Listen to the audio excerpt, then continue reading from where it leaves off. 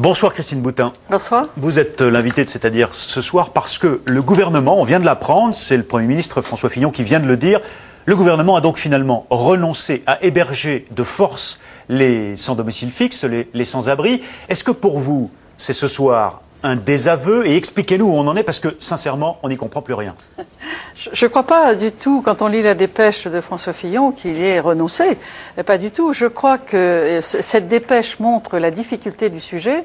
C'est-à-dire que vous avez d'un côté la liberté fondamentale de toute personne, et puis de l'autre côté la nécessité de respecter l'assistance à personne en danger. C'est-à-dire que vous voulez arbitrer entre deux principes? Oui, deux libertés, deux principes fondamentaux qui s'opposent. Tout comme on a la liberté d'aller et de venir et la liberté de stationner qui parfois s'affrontent, eh bien là, on a deux libertés qui sont confrontées. Mais alors, ce soir, comment tranchez-vous dans ce dilemme? Parce que d'abord, je voudrais vous... Oui.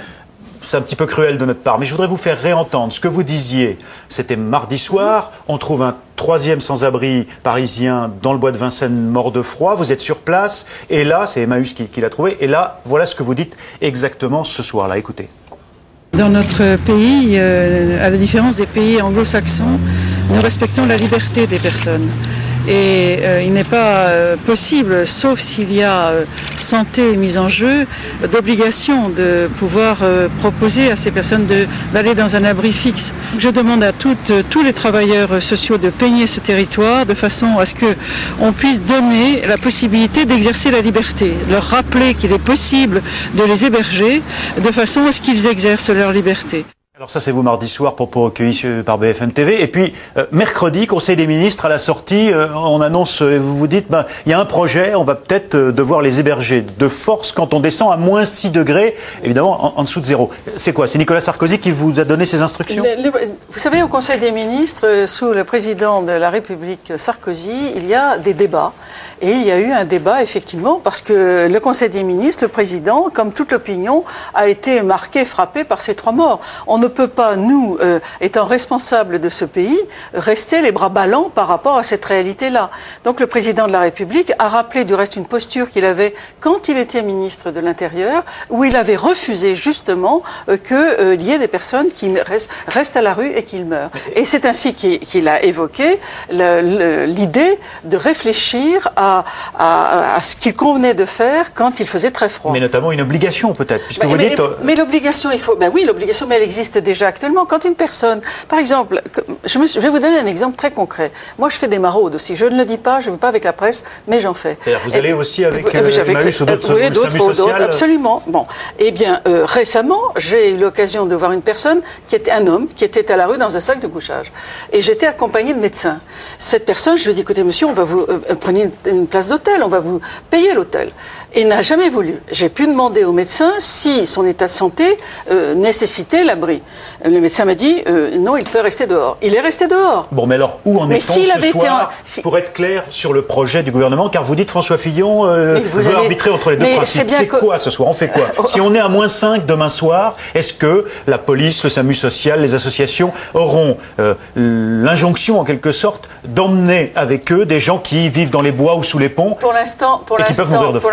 La décision de ramasser, de prendre toutes les personnes à moins 6 n'est pas décidée. Nous sommes à l'étude, nous regardons comment cela serait possible de faire. Liberté, mais si quelqu'un semble vraiment en difficulté... Ah ben oui, bien sûr, à ce moment-là. Mais c'est déjà le cas, c'est ce qui se passe aujourd'hui. Et du reste, les associations le font très bien. Je ne comprends pas leur émoi, honnêtement, je ne comprends pas leur émoi. Écoutez leur argument précisément par la voix de Didier Cusserne, qui est le délégué général d'Emmaüs, propos recueillis par Nicolas Robida de l'équipe de C'est dans l'air. Écoutez.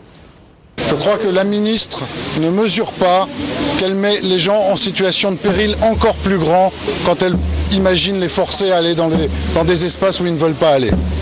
Les personnes qui sont installées dans les bois, si jamais on veut les forcer à aller dans des gymnases de 50 personnes, ils vont évidemment ne pas y rester et ils vont devoir se cacher encore plus. On va les retrouver dans des petits coins, dans des abris sous des cartons, où là, ils risquent d'être encore plus isolés et donc de mourir encore plus facilement. Alors Emmaüs dit, ils vont se cacher, donc c'est pas une bonne idée. Est-ce qu'on revient au délit de vagabondage qui existait avant 1994? Non, mais il n'est pas du tout question de ça. Pourquoi dramatiser toutes les situations? Aujourd'hui, il se trouve que nous avons fait un effort très important, et j'en suis fière, je vous le dis clairement. Quand je suis arrivée au ministère, il y avait des batailles de chiffres sur les capacités d'accueil. Aujourd'hui, tout le monde admet qu'il y a à peu près 100 personnes sans abri. 100 000 personnes sans abri. Aujourd'hui, il y a combien de places avec votre plan? 99 600, et ce chiffre n'est pas contesté, qui sont des places d'accueil qui existent. Donc on voit bien qu'on est à peu près, on répond à peu près aux besoins. En quantité. Mais moi, je veux aller plus loin, je veux aller en qualité. Car une personne à la rue, dans notre représentation, nous voyons effectivement l'homme sous la tente. Mais en réalité, l'homme à la rue, la personne à la rue, c'est pas uniquement ça. C'est bien sûr le SDF avec un chien, c'est aussi la femme battue à 3 h du matin qui se trouve sur le trottoir avec ses enfants, c'est aussi le malade qui a des troubles psychiatriques, etc. Et pour chacun, il faut trouver... des associations, c'est de dire, oui, c'est vrai, elles reconnaissent, les associations, que depuis la conférence tenue avec elles...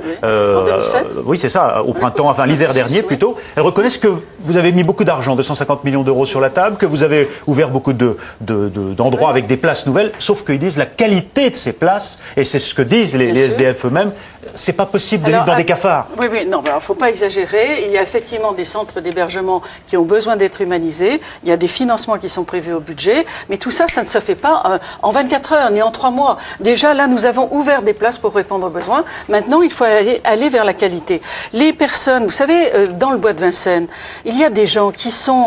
Combien de personnes qui dorment la nuit dans le bois de Vincennes? Quand j'ai demandé à ce que toute la nuit on aille voir, 98 personnes ont été rencontrées. Sur ces 98 personnes qui ont été rencontrées par la ville de Paris et par la police, 3 ont accepté de rentrer dans un hébergement. 3. Alors vous voyez bien, il faut avoir un travail de persuasion, d'écoute, pour les contraindre à décider d'elle-même qu'elle puisse venir. La position du président de la République est la suivante. C'est que nous ne pouvons pas accepter, et je partage son point de vue, et je pense que les associations... Que l'opinion dise que vous ne faites rien? Non, c'est pas ça. Mais non, c'est la vie d'un homme, d'une femme qui est en jeu. C'est pas l'opinion, ce sont des hommes et des femmes qui peuvent mourir. Et ça, on ne peut pas rester sans agir. La conférence de l'hiver dernier avait abouti notamment à une décision qui est la loi, le droit au logement opposable. Oui. Ah non, c'est une loi. Enfin bref, allons-y. Bon, en tout cas, ce droit existe, il est lancé. Absolument. Vous avez été saisi de combien de dossiers en préfecture à l'amiable? Alors on avait les associations à l'époque, dont j'étais le député, rapporteur de cette loi, 600 000 personnes étaient annoncées. En fait, aujourd'hui, nous avons 50 000 dossiers. 50 000 dossiers de gens qui demandent, voilà, et qui ont déposé ce dossier, et il y en a que la moitié qui sont recevables. Donc je pense que toutes les personnes qui ont droit au logement opposable n'ont pas fait valoir leurs droits, parce que c'est la première année. Vous pensez qu'il y a davantage en France? Oui, bien sûr. Combien? Mais je ne sais pas, je peux pas, mais on ne sait pas 600 000. C'est moins de 600 000, ça c'est sûr. Bon. Donc c'est plutôt une bonne nouvelle. Là où je voulais en venir, c'est que ce droit, ça c'est les dossiers qui sont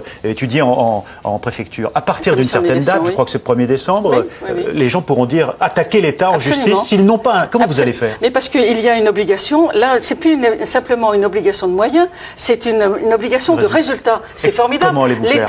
On va répondre autant qu'on le pourra. La première année, ça sera sans doute un peu difficile, mais je vous ferai remarquer que grâce à ce droit-là, il y a 3000 personnes qui ont été logées et qui ne l'auraient pas été. 3000 familles qui... Oui, 3000 personnes. 3000 personnes, c'est pas tout à fait la même chose. 3000 personnes qui ont été relogées grâce à ce droit qui est mis en application depuis le 1er janvier.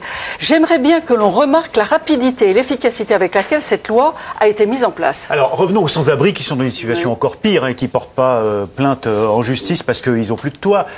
Aujourd'hui, la crise aggrave sans doute la situation. Est-ce que vous le mesurez déjà? Et quels sont les nouveaux profils? On dit qu'il y a beaucoup plus de très jeunes chez les sans-abri. Je pense que, vous savez, les jeunes, oui, je crois qu'il y en a plus, mais il est vraisemblable que la crise économique dans laquelle nous rentrons va encore fragiliser davantage ceux qui sont fragiles. Et il est vrai qu'on peut s'attendre à des difficultés importantes. Ceci étant dit, le président de la République va proposer dans les jours qui viennent un plan de relance qui touchera à l'ensemble, et il y aura naturellement un volet social. Christine Boutin, il y a un aspect aussi dans ce dossier, dans cette controverse depuis quelques jours, qui peut sembler marginal mais qui est très important. Est-ce que vous pouvez, vous aussi, être solidaire du DAL, cette association droit au logement, et puis des enfants de Don Quichotte, qui sont condamnés en justice simplement parce qu'ils ont bougé la société avec leur tante? Vous imaginez si l'abbé Pierre avait été condamné en justice et Emmaüs, 12 000 €, c'est énorme pour eux. Aujourd'hui, vous qui avez discuté avec eux, vous acceptez cette décision de justice? Vous savez, nous sommes tous très attachés à l'indépendance de la justice, premièrement. Deuxièmement, moi je n'ai pas comme membre du gouvernement à commenter une mesure de justice. Bon, troisièmement, je ne suis pas à l'initiative de la procédure. Quatrièmement, cette procédure a été lancée par la préfecture de police de Paris au motif de troubles à l'ordre public. Il faut remarquer, regardez sur les images, regardez sur les images.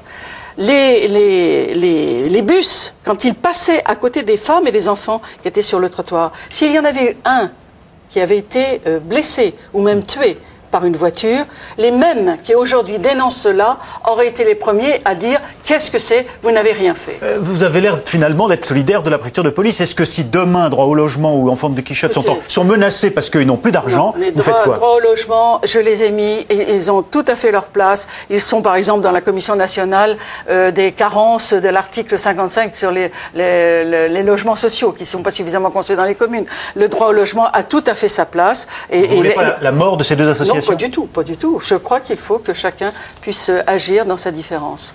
Merci d'avoir accepté.